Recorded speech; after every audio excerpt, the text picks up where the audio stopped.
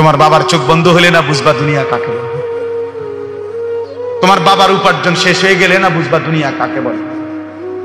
তোমার কাঁধে যখন উপার্জনের দায়িত্ব আসবে তখন না বুঝবা দুনিয়া কাকে বলে। রোজগার কত কষ্ট। সেদিন আমি একজন লোককে দেখছি, তাকাইয়া দেখছি অনেকক্ষণ, ট্রাকের থেকে সিমেন্টের বস্তা নামাইতেছে। আমি লোকটার দিকে তাকাইয়া ছিলাম, সারাটা শরীর ঘামে। আমার মনে হয় যেন লোকটা মানে পানির মধ্যে, সারাটা চুল চেহারা তার ঘামে, ঘাম বাইয়া বাইয়া পড়তেছে। তাহলে এক বস্তা ট্রাকের থেকে প্রতি বস্তা সিমেন্ট নামাইয়া গোডাউনে থুইলে সর্বোচ্চ 60 টাকা, 8 টাকা বা 10 টাকা দেয়। সর্বোচ্চ রেট হলো 10 টাকা, মানে এন থেকে হয়তো গোডাউনে থুইবে আর কি। তাহলে 50 বস্তা সিমেন্ট যদি এই বেচারা নামায়, তাহলে প্রিয় যুবক ছেলে 50 বার এই লোকটাকে, তোমার বাবাকে হতে পারে 50 বারই উনি কোমরটা বাঁকা। নাহলে কেমনে বস্তাটা লইব? 50 কেজি সিমেন্টের, 50 কেজি সিমেন্টের একটা বস্তা বেচারা কেমনে নিবে? প্রতিবারই তাকে কোমর বাঁকা করতে হয়েছে।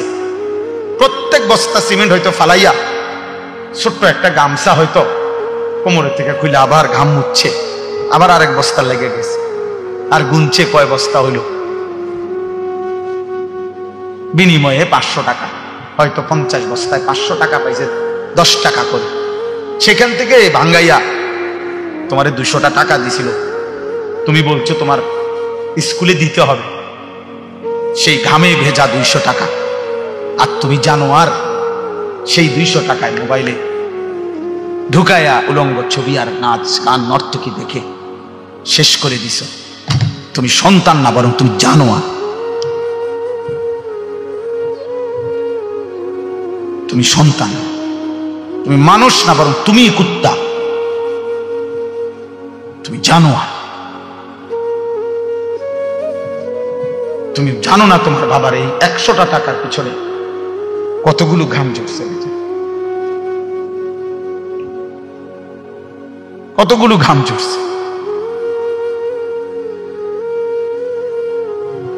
হ্যাঁ, আমার আব্বা ছোটবেলায় আমরা দেখছি সারাদিন স্কুল করে আব্বা যখন আসতেন, প্রাইমারি স্কুলে মাস্টারি করতেন, মসজিদে ইমামতি।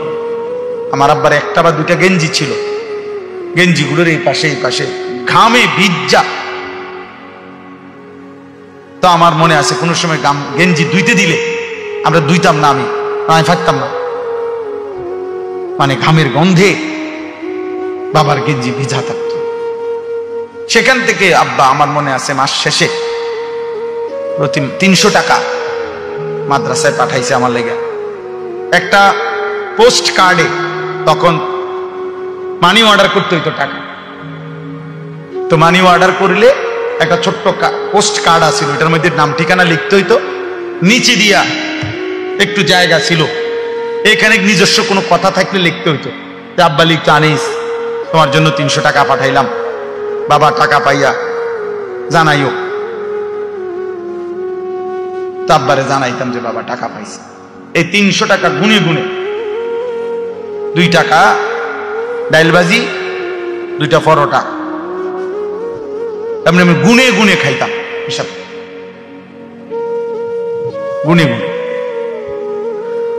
এই জন্য দোস্ত আমার, বন্ধু আমার, আমি বিষয়টা বললাম, মেহনত, যথাযথ পরিশ্রম মানুষকে দুনিয়াতেও ভালো করে, আখিরাতেও ভালো করে। অনেক নওজোয়ান মাশাআল্লাহ, প্রিয় ভাই, আমি অনুরোধ করি পরিশ্রমী হও, মেহনতি হও। এমন সুন্দর জীবন, সুস্থতা, এমন সুন্দর যৌবন, এই শুধু শুধু নারী দেখে দেখে না, এটা মিলে যাবে না।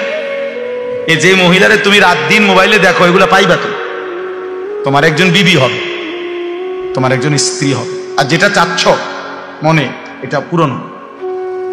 এই পৃথিবীর লাখ লাখ কোটি কোটি মানুষ স্বামী স্ত্রীর মিলনে এরপরেই এই মানব প্রজন্ম এখানে আসছে, কাজ এটা তোমারও হবে। এটার জন্য অল্প বয়সে কুত্তার মতো হওয়া, চরিত্রহীন লম্পট, যে রাত দিন নারীটাকে ছবি দেখে, জিনা ব্যভিচারের দৃশ্য দেখে, এমন নিকৃষ্ট জানোয়ার হওয়ার কোনো দরকার নেই। এটা এমনি মিল। বিয়ে শাদী তো স্বাভাবিক বিষয়, স্বামী স্ত্রী নারী পুরুষের মিলন, আল্লাহ তাআলার কুদরতি নিজাম।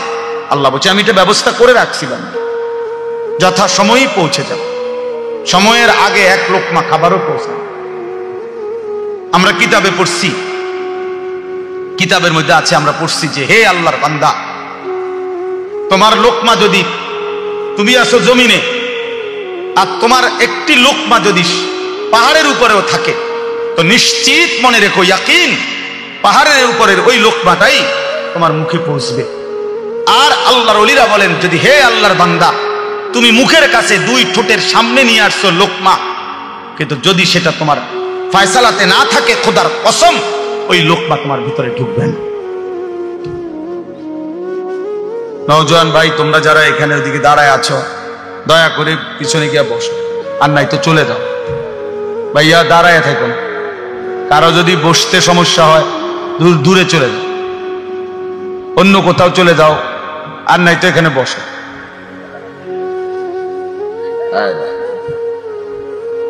যাও ভাই বসো, এই ছেলেরা বসো, বাবা বসো, তোমরা যাও, সরো ওইদিকে, সরো ভাই, বড় কথা শোনো ভাই, বসো। তোমরা দাঁড়ায় আছো তো বসো। এই ছেলে শুনতেছো তোমরা? সবাই বসতে হবে। মাশাআল্লাহ মাশাআল্লাহ। দুই একজন চলে গেলে কোনো সমস্যা নেই, টেনশন করার কিছু, সবাই শুনতে হবে, এটা জরুরি। এটা তো আপনার নির্বাচনী জনসভা না যে ভোট দরকার, কথা বুঝছেন না তো? কাজেই এখানে কোনো সংখ্যা বিষয় না, আল্লাহর কথা বললেই হলো, শুনলেই হলো। একজন শুনলেও সমান গুরুত্ব, 100 জন শুনলেও সমান গুরুত্ব, কোনো অসুবিধা নেই। আল্লাহর কথা বলার ক্ষেত্রে কম বেশি কোনো বিবেচ্য বিষয় না। আল্লাহর কথা বলতে পারা, এটাই মেইন বিষয়। এই ছেলে, গেঞ্জিওয়ালা ছেলে, তোমার তো আরো একবার বললাম, না বসলে তুমি চলে যাও ভাই এর থেকে, তোমার তো অনুমতি দিলাম। বড়রা তোমরা পিছনে দাঁড়ায় আছো কেন বাবা? একটু চাপায় বসো, জায়গা আছে, এখনো অনেক জায়গা আছে। বও বাবা, ভদ্রতার জন্য বসো, নাই তো চলে যাও। মাশাআল্লাহ, কোনো অসুবিধা নেই। মাশাআল্লাহ, এটা গুরুত্বপূর্ণ বাপ, কম হোক আল্লাহর কথা, কোরআন সুন্নাহর কথা আদবের সাথে শুনতে হয়, এটা জরুরি, নাইলে ফায়দা হয় না। এক তো হইলো আমি, একজন চিৎকার দিল, একজন সুর দিল, একজন টান দিল, কিছু বুট বাদাম বেচা হইলো, এই সব মিলে ঝিলে কিছু একটা হইলো না ভাইয়া, এটা আসলেই মূল মাকসাদ না। একটা বাঁশ মাটিতে গাঁটতেও কষ্ট আছে। এই রাস্তাটা আমি আসছি এখন অনেক ভাঙ্গা, তাইলে প্রত্যেককেই কষ্ট করে আসতে হয়েছে। সেটা যদি কোনো ফায়দা না হয়, আপনি দেখেন ওইখানে বুট বাদামের দোকানে অনেক লোক দাঁড়ায়, অসংখ্য লোক এখন এই মাত্র। তাহলে সামান্য বাচ্চাদের কতগুলো খেলনা জিনিস, এই ছোট ছোট বাস, ছোট ছোট গাড়ি ঘোড়া, এগুলোর দোকানে এত লোক দাঁড়ায় থাকা কি অর্থ আছে বল? মানুষের তো স্বাভাবিক একটা বিবেক থাকা দরকার যে আমি এখানে কেন দাঁড়ায় রই। অথচ বাড়ির থেকে রওনা দিছে, অথবা বাড়িওয়ালা ঘরওয়ালারা জানে ওয়াজে গেছে, এটা জানে না, কি বলে? কিন্তু শয়তান মাঝ পথে আটকায় রাখছে। হ্যাঁ, এটা কোরআনুল কারীমের মধ্যে আছে। আল্লাহ তাআলা কাছে শয়তান চ্যালেঞ্জ করেছে, তাল্লাহি লা উযায়্যিনান্না আ'মালাহুম ওয়া লা উগদিয়ান্নাহুম আজমাইন। আল্লাহর কসম, হে আল্লাহ, আমি আপনার বান্দাদের কাছে তাদের কাজকে গুনাহের রং দিয়ে সাজিয়ে দেব, অতঃপর আপনার বান্দাদেরকে আমি পথভ্রষ্ট করে দেব, পথভ্রষ্ট করে দেব। আল্লাযীনা যাল্লা সাইয়ুহুম ফিল হায়াতিদ দুনিয়া অহুম ইয়াহসাবুনা আন্নাহুম ইউহসিনুনা সুনআ। কোরআন শরীফে আছে, আল্লাহ বলেন অসংখ্য ক্ষতিগ্রস্ত বান্দা আছে এমন, দিন রাত তারা তাদের পরিশ্রম কর্মকাণ্ড কাজকর্মের দ্বারা ভাবতেছে অনেক ভালো কিছু করছে। আল্লাহ বলেন অথচ আসলে তারা ধোঁকা খাচ্ছে, বরং পথভ্রষ্ট হচ্ছে, নিজেদের সমস্ত আখিরাত খাসারা বরবাদ করছে, বরবাদ করতেছে। আফামান যুয়্যিনা লাহু সুউ আমালিহি ফারাআহু হাসানা, এটাও কোরআন শরীফের আয়াত। আল্লাহ তাআলা বলেন যাকে তার গুনাহ, তার নাফরমানির কাজটাকে তার কাছে খুব সুন্দর করে দেয়া হয়েছে, আর সেটাকে মনে করতেছে ভালো কাজ, অথচ আসলে শয়তান তার নিকটে গুনাহকে সুন্দর করে সাজিয়ে দিয়েছে, সাজায় দিয়েছে। এই জন্য বাপ আমরা এটা বুঝা উচিত। আরবিতে বলা হয় কালিমাতু হাক্কিন উরিদা বিহাল বাতিল, কথা সত্য মতলব খারাপ। অর্থাৎ অনেক সময় এমন হয় যে কথা তো সুন্দর কিন্তু ভেতরের উদ্দেশ্য খারাপ। এই জন্য অনেক কিছু তো আমাদের কাছে মনে হয় এটা করলে খুব সুন্দর হবে, কিন্তু এর দ্বারা উদ্দেশ্য ভিন্ন। এই জন্য দেন একটু আগায় দেন, একটু একটু করে। আরে আপনি কথা বলেন, আসতে বলেন। মানুষের আগাইবার কথা কই এত ধমক দিলে তো আর হইতো না। নিজের বসা নিজে বসেন, দেন একটু একটু আগায় দেন। মানুষ একজন বসতে এত আগাল্লা কি দরকার? জি মাশাআল্লাহ। চলেন, 2 নম্বর কথা হলো ভাইয়া, আমার প্রিয় ছোট ভাই হাফিজ মাওলানা আতিকুর রহমান আশরাফ, আমি আইসাই শুনতেছি বলতেছে, এইমাত্র সে বলছে এটা আপনাদের কাছে। আমি আবার বললাম ছেলেরা, ভাইয়া একটা ছেলে মোবাইল হাতে ধইরা ভিডিও বা রেকর্ড করবা না, আমি নিষেধ করলাম। আর একটা মোবাইলও ধরে রাখবে, আমি নয়তো উঠাই দেবো তোমারে। দোস্ত তুমি উঠে যাইতে হবে এখান থেকে, এরপরে ধমক দিলে লজ্জা পাইবে। আমি আগেই বলছি আমি ব্যক্তিগতভাবে কোনো প্রার্থী না, নির্বাচনের কোনো জনসভার জন্য আসি না। আমার একটা মার্কা আছে, সবাই একটু খেয়াল রাখেন না, কোনো মার্কা নাই। কথা বুঝছেন কিনা? আমি কোনো প্রার্থী না, এটা কোনো নির্বাচনী জনসভা। অল্প একটু সময় আল্লাহর কথা বলা, আখিরাতের কথা মনে করায় দাও। ওয়াজের মূল মাকসাদ কি? মূল মাকসাদ আত-তারগীব ওয়াত তারহিব। অর্থ হলো জান্নাতের কাজের প্রতি উৎসাহিত করা, জাহান্নামের কাজের প্রতি ভয় প্রদর্শন করা। আত-তারগীব মানে হলো উৎসাহিত করা, আত-তারহিব মানে হলো ভয় প্রদর্শন করা। এটাই মূল ওয়াজ, মূলত মাকসাদ এটাই, যে আখিরাতের দিকে, জান্নাতি কাজের দিকে আপনাকে উৎসাহিত করলাম, আর জাহান্নামী কাজের দিকে ভয় প্রদর্শন করলাম, ভয় প্রদর্শন করলাম। এটাই মূল বিষয়। এই জন্য দয়া করে অল্প একটু সময় আমরা মনোযোগ দিয়ে শুনলে ফায়দা হবে। মোবাইল নিয়ে আসা রাখুন। আমি এখানে নামছি এই মাত্র গাড়িতে, পুরাটা জায়গা আমরা খেয়ালও করি নাই, ড্রাইভারও বুঝে নাই, পুরা কাদা। আমি কাদার মধ্যে পাও ডাইবা গেছে, আমি আপনার লুঙ্গি সহ জামাটা উঠাইতেছি, আর ওই অপদার্থ এটার ভিডিও করতেছি। তাহলে মানুষ কি পরিমাণ, ছেলেরা কি পরিমাণ বিকৃত মস্তিষ্ক, কি পরিমাণ প্রতিবন্ধী আপনি ভেবে। একটা জলজ্জান্ত বাস পুড়ে যাচ্ছে, হাজার হাজার লোক ভিডিও করতেছে। একটা জলজ্জান্ত মানুষ পানিতে ডুবে যাচ্ছে, হাজার হাজার মানুষ ভিডিও করতেছে। এই হলো প্রজন্মের এখনকার হালাত, এখনকার জেনারেশনের হালাত হলো।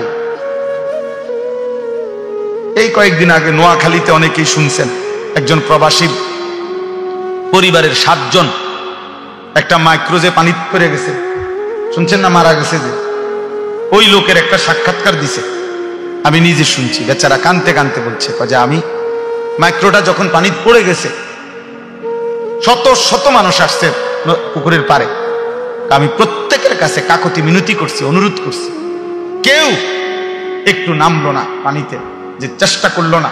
সকলেই শুধু মোবাইল দিয়ে ছবি। আল্লাহর কসম সে বলছে, সে আফসোস করছে। তা আমি একটা ছেলেকে বললাম এখন, যারে ভাই তুমি তো আগে আমার ধরো যে আমি কোনো পড়ে যাই কিনা বা কাদা, তুমি আগে এইটা সেভ করো না, তোমার আগে দরকার মুসাফা করতে, হুজুর আঞ্জা দিয়ে ধরে লিখতে হবে। এটা দোস্ত নতুন জেনারেশন, তোমরা বোঝা উচিত ভাই, বোঝা উচিত। একটা মোবাইল যদি জীবনের সবকিছু হয়ে যায় 24 ঘন্টা, এই জীবন সামনে আগাবে না।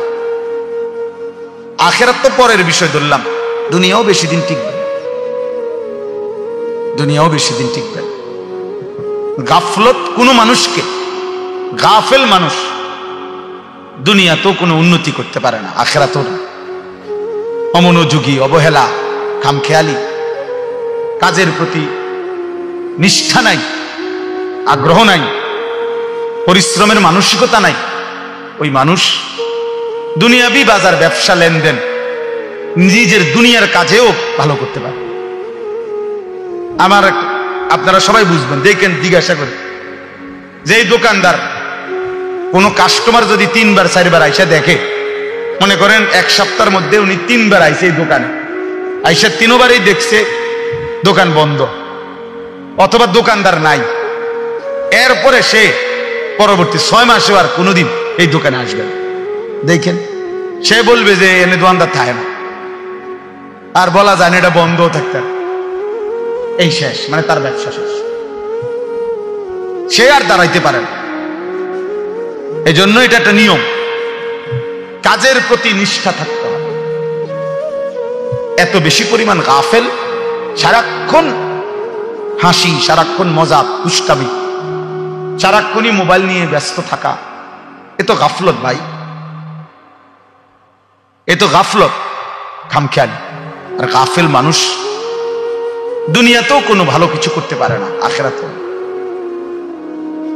ও আপনাদেরকে হঠাৎ আমি শুনলাম শুনাইতেছে আমার ওয়াজের 21 বছরের কথা। আমার 21 বছর এক এক দিন আমি কেমনে পার করছি এক মালিক জানে। গত 2 রাত আমি টোটালি ঘুমাইনি, বৃহস্পতিবার রাতেও না, শুক্রবার রাতেও না। পাবনা থেকে আমি আসছি সকালবেলা, সকাল 7টায়, তো বয়ান করছি 1 ঘন্টা, ফেরি পার হইতে লাগছে মোট 8 ঘন্টা। তাইলে এজন্য দোস্ত বুঝাইতে চাচ্ছি, কাজের প্রতি নিষ্ঠা থাকতে হয়, আন্তরিকতা থাকতে হয়। দুনিয়াতেও কেউ যদি ভালো কিছু করতে, এই আজকে যারা বড় বড় শিল্পপতি, দুনিয়ার লাইনে বড় বড় পয়সাওয়ালা, দেখবা যে হালাল হারাম পরে, কিন্তু কমপক্ষে সে যে এই পর্যায়ে গেছে, হালাল হোক হারাম হোক, সে যেটা বুঝছে এটার উপরে সে সর্বোচ্চ দিন রাত মেহনত করছে। তার দিবানিশির মেহনত, পরিশ্রম, মাথার ঘাম তারে এই পর্যায়ে নিয়ে গেছে। আমার একদিন একজন বড় ব্যবসায়ী, ঢাকা পল্টনের 1000 কোটি টাকার মালিক এখন, উনি বলছিলেন হুজুর আমি দোকানে দোকানে দাঁড়ায় থাকতাম, তারা দুপুরবেলা খানা খাইলে দোকানদাররা বাটির কোনা দিয়ে যদি 2 গা ভাত, কুদ্দুর তরকারি বাকি থাকতো, আমার এগুলা দিলে আমি 3-4 দোকানের এই খানা একত্র করে বা আমি 2 গা ভাত খেতাম। তবে এভাবে তাকায় দাঁড়ায় হাঁটতাম শুধু, দোকানদাররা খাইলে যদি কুদ্দুর দেয় আমার, আমি এত অভাবী ছিলাম, কিন্তু সেই আল্লাহ আমাকে মেহনতে পরিশ্রম করে গেছি, আজকে 1000 কোটি টাকার মালিক। স্বাভাবিক একটা রেস্টুরেন্টে আছে না 16 তলা। তাইলে দোস্ত দুনিয়া বললাম, দুনিয়া দুনিয়া বাংলাদেশের একজন প্রতিষ্ঠিত ব্যবসায়ী ছিলেন, কিছুদিন আগে মারা গেছেন, আমি ইচ্ছা করে নাম বলতেছি না, পত্রিকায় ওনার অনেক বড় লেখা আছে। উনি বলছেন বাড়ির থেকে 90 টাকা নিয়ে সর্বপ্রথম আমি সায়দাবাদ গেছি, ঢাকা। সায়দাবাদে যারা মাটি কাটে ওই সময়, তাদের সাথে যে যোগ দিছি, মাটি কাটবে, তারা বলছে যে কোদাল এবং টুকরি নিজের না হইলে হইতো না। আমরা অন্ত করছি আরো বিপদে, মাটিও তো কাটতে পারতাম না, কারণ আমার তো কোদাইলও নাই, টুকরিও নাই। এরপরে আবার গায়ে খাইটা কষ্ট কইরা তারপরে কোদাল টুকরি কিনছি, ওইটুকু দিয়েই সে বাংলাদেশের মৃত্যুর আগে, তিনি বাংলাদেশের একজন প্রথম শ্রেণীর ঠিকাদার ছিলেন, হাজার হাজার কোটি কোটি টাকার এই রোডের, হাইওয়ে রোডের কাজ করতেন। একটা সময় এই 90 টাকার পুঁজি। তাহলে ছেলেদেরকে বললাম, বাবা দুনিয়াও ভালো হবে না, এই ফেডে বাতে চলবে আর কোন রকম জোড়া টান, এই চুলে ঘুরে কারি বাহারা দিন, এই কামে দূরে দিছে শয়তান তোমারে, ইবলিসে, যে তোমার একটা মহান কাজ দিছে, যে তোমার একটি জীবনের শ্রেষ্ঠ কাজ হলো প্রতিদিন সকাল থেকে রাত ঘুম পর্যন্ত 1,00,000 বার তুমি মোট চুলের এরকম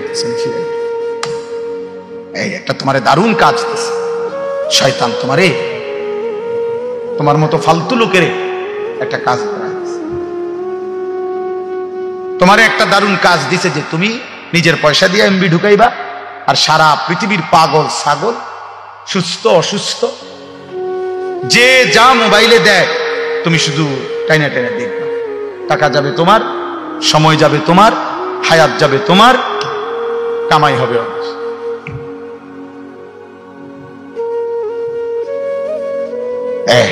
তোমারে বুদ্ধি দিয়ে যে যেমনে পারো টাকা ব্যবস্থা করবে তুমি বাপের টাকা চুরি করো, নয়তো মায়ের টাকা চুরি করো, নয়তো স্কুলের টিফিনের টাকা বাঁচায় রাখো, নয়তো যেভাবে পারো। নারী তোমাকে দেখতেই হবে, উলঙ্গ ছবি তোমাকে দেখতেই হবে, হারাম ছবি তোমাকে দেখতেই হবে, অসৎ বন্ধুদের আড্ডা দিতেই হবে, আড্ডা দিতেই হবে। আল্লাহ আমাদেরকে হেফাজত করেন। এজন্য আমি সবাইকে বললাম, গাফলত অনেক বড় অভিশাপ, মানে খামখেয়ালি আর অবহেলা, জীবনটাকে অনাদরে অবহেলায় নষ্ট করে দাও। বরং বুদ্ধিমান বিবেকবান ব্যক্তি পরিশ্রমী হয়। মানুষকে আল্লাহ তাআলা বলেছেন, লাকাদ খালাকনাল ইনসানা ফি কাবাদ। 3টা কসম করে আল্লাহ বলছে যে আমি মানুষের সৃষ্টির মধ্যে আমি আল্লাহ পরিশ্রম করার, মেহনত করার যোগ্যতা দিয়েই, মানসিকতা দিয়েই আমি সৃষ্টি করেছি। এই ফি কাবাদ অর্থে আমি আল্লাহ তাআলা মানুষকে মেহনত করার মানসিকতা, যোগ্যতা দিয়েই লাকাদ খালাকনাল ইনসানা, আমি মানুষকে সৃষ্টি করেছি। এজন্য সব ছেলেকে বললাম, এই ভূমিকা ছাড়াই কথা শেষ, কথার প্রসঙ্গে প্রথম কথা এটা বললাম, গাফেল না হওয়া ভাইয়া, দুনিয়াও না আখিরাত। ভালো উপার্জনের জন্য মেহনত করতে হবে, একটু সুখ, একটু সচ্ছলতা, ঘর বাড়ি চলাফেরা, পরিবারের একটু প্রশস্ততার জন্য মেহনত চাই, মেহনত চাই। আপনি ঘুমের থেকে উঠে ওইটা জমিদারি করবেন, এ কয়দিন তাফালিং, কয়দিন মোটরসাইকেল নিয়ে মাতবুরি, মোবাইল একটা নিয়ে মাতবুরি, কয়দিন ভাইয়া, কয়দিন? তোমার বাবার চোখ বন্ধ হলে না বুঝবা দুনিয়া কাকে বলে, তোমার বাবার উপার্জন শেষ হয়ে গেলে না বুঝবা দুনিয়া কাকে বলে। তোমার কাঁধে যখন উপার্জনের দায়িত্ব আসবে তখন না বুঝবা দুনিয়া কাকে বলে, রোজগার কত কষ্ট। সেদিন আমি একজন লোককে দেখছি, তাকাইয়া দেখছি অনেকক্ষণ, ট্রাকের থেকে সিমেন্টের বস্তা নামাইতেছে। আমি লোকটার দিকে তাকাইয়া ছিলাম, সারাটা শরীর ঘামে, আমার মনে হয় যেন লোকটা মানে পানির মধ্যে, সারাটা চুল চেহারা তার ঘামে, ঘাম বাইয়া বাইয়া পড়তেছে। তাহলে এক বস্তা ট্রাকের থেকে প্রতি বস্তা সিমেন্ট নামাইয়া গোডাউনে থুইলে সর্বোচ্চ 60 টাকা, 8 টাকা বা 10 টাকা দেয়, সর্বোচ্চ রেট হলো 10 টাকা, মানে এন থেকে হয়তো গোডাউনে থুইবে আর কি। তাহলে 50 বস্তা সিমেন্ট যদি এই বেচারা নামায়, তাহলে প্রিয় যুবক ছেলে, 50 বার এই লোকটাকে, তোমার বাবাকে হতে পারে 50 বারই উনি কোমরটা বাঁকা, নাহলে কেমনে বস্তাটা লইব? 50 কেজি সিমেন্টের, 50 কেজি সিমেন্টের একটা বস্তা বেচারা কেমনে নিবে? প্রতিবারই তাকে কোমর বাঁকা করতে হয়েছে। প্রত্যেক বস্তা সিমেন্ট হয়তো ফালাইয়া ছোট্ট একটা গামছা হয়তো কোমরের থেকে খুলে আবার ঘাম মুছছে, আবার আরেক বস্তা লেগে গেছে, আর গুনছে কয় বস্তা হইল। বিনিময়ে 500 টাকা, হয়তো 50 বস্তায় 500 টাকা পাইছে, 10 টাকা করে। সেখান থেকে ভাঙ্গাইয়া তোমারে 200টা টাকা দিছিল, তুমি বলছো তোমার স্কুলে দিতে হবে, সেই ঘামে ভেজা 200 টাকা। আর তুমি জানো আর সেই 200 টাকায় মোবাইলে ঢুকায়া উলঙ্গ ছবি আর নাচ গান নর্তকী দেখে শেষ করে দিছ। তুমি সন্তান না, বরং তুমি জানো আর, তুমি সন্তান, তুমি মানুষ না, বরং তুমি কুত্তা, তুমি জানো আর। তুমি জানো না তোমার বাবার এই 100টা টাকার পিছনে কতগুলো ঘাম ঝরছে, কতগুলো ঘাম ঝরছে। হ্যাঁ, আমার আব্বা ছোটবেলায় আমরা দেখছি সারাদিন স্কুল করে আব্বা যখন আসতেন, প্রাইমারি স্কুলে মাস্টারি করতেন, মসজিদে ইমামতি। আমার আব্বার একটা বা দুইটা গেঞ্জি ছিল, গেঞ্জিগুলোর এই পাশে এই পাশে ঘামে ভিজা। তো আমার মনে আছে কোনো সময় গেঞ্জি ধুইতে দিলে আমরা ধুইতাম না, আমি ফাটতাম না, মানে ঘামের গন্ধে বাবার গেঞ্জি ভিজা থাকত। সেখান থেকে আব্বা আমার মনে আছে মাস শেষে প্রতি 300 টাকা মাদ্রাসায় পাঠাইছে আমার লেগে। একটা পোস্ট কার্ডে তখন মানি অর্ডার করতে হইতো টাকা, তো মানি অর্ডার করলে একটা ছোট্ট পোস্ট কার্ড আছিল, এটার মধ্যে নাম ঠিকানা লিখতে হইতো, নিচে দিয়া একটু জায়গা ছিল, এখানে নিজস্ব কোনো কথা থাকলে লিখতে হইতো। আব্বা লিখতো, আনিস তোমার জন্য 300 টাকা পাঠাইলাম, বাবা টাকা পাইয়া জানাইও। তাব্বারে জানাইতাম যে বাবা টাকা পাইছে।